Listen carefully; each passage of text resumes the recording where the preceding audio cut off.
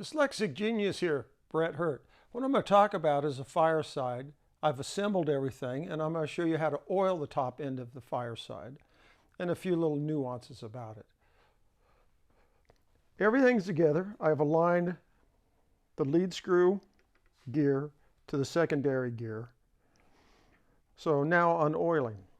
When you oil, you want to oil the lead screw here while it's apart. You just put a little oil in here and then run it back and forth with your finger, and this is much easier. Then sewing machine oil? Sewing machine oil. Then we're going to put a drop of sewing machine oil at each end of the bearing there, and we're going to come all the way over here, and we're going to oil it here.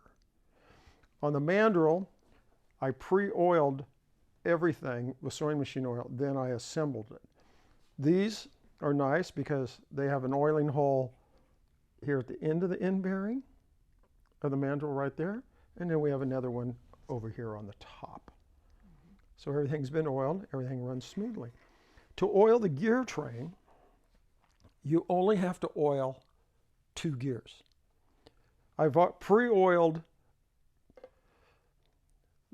the lead screw gear, secondary gear, and the small gear in here, which also oiled this gear.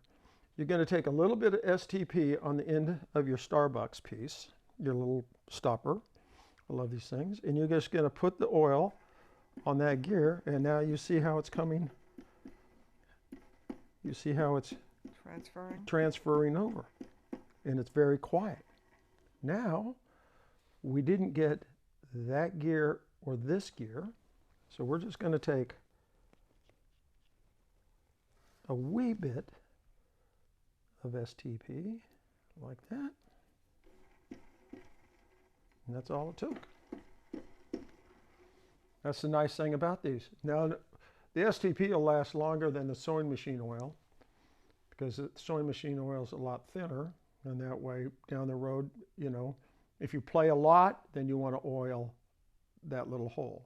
When you put the carriage back on, you want to make sure you have a couple of drops of sewing machine oil on this.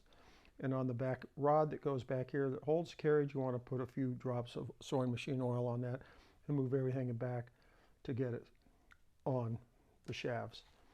You know, this hobby is a lot of fun. I just like to point these things out, and that's my tip for the day.